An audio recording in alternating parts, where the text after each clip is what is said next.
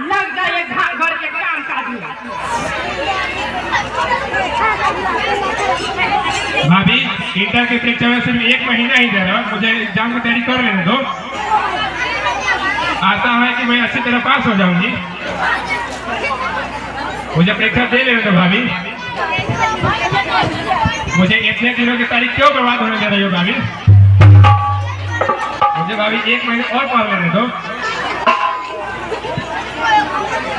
भाभी कितनी सी दया का भीख दोगे भाभी?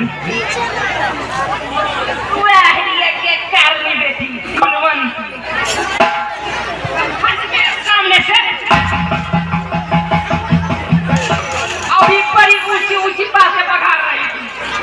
तुम मेरी माँ हो, जो कहोगी मैं वही करूंगी।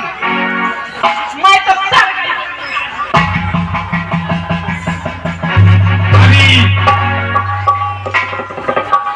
खबरदार जो तुमने मुझे आज से भाभी कहा, हराम को।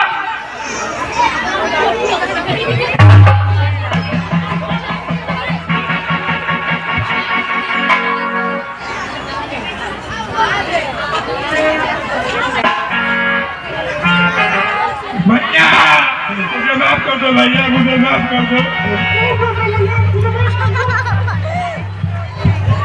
शांता, क्या बात है? कविता ने ऐसी कौन सी गलती की है?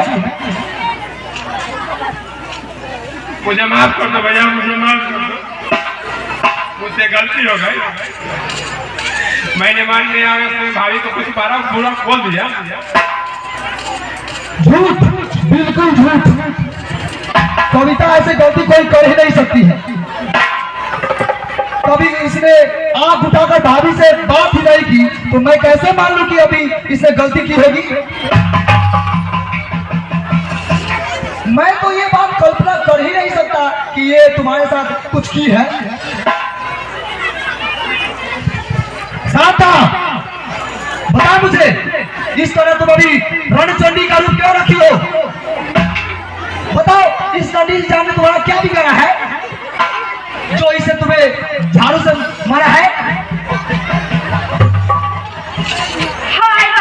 मैंने इसे मारा।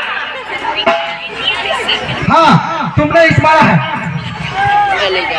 मेरी आंखें मुझे धोखा नहीं दे सकती, और इसका सबूत ये झाड़ू दिख रहा है, और ये भी तुम्हारे बगल में फड़क भी रही है।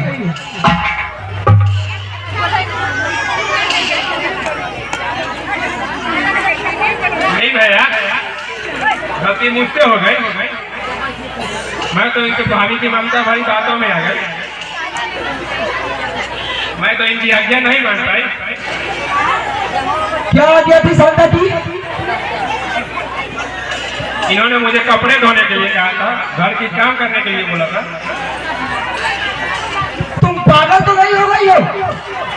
बताओ, इसकी परीक्षा सामने है और तुम इस नन्ही जान से काम करवा रही हो। बताओ, एग्जाम कैसे इससे मिलेगा? और बताओ, मैंने तो कपड़े धोने के लिए धोबी को बोला था, फिर तुमने इसे काम क्यों करवाया? सुन लो, महीनों में कुछ गिने गुथे रुपए लागत क्या तुम दे देते हो, तो जानते हो कि महीने भर में मुझे किसी से घर चलाना पड़ता है। यदि धोबी नहीं रुपए खर्च जाए तो महीने का 10 दिन हमें भूखे ही रहना पड़ेगा। अब उस पर तुम्हारी डांडी की सामना करे, कभी कॉपी तो कभी पेंसिल। नहीं चलेगा मुझसे, नहीं चलेगा। समझा, तुम्हारी बातों को मैंने समझा।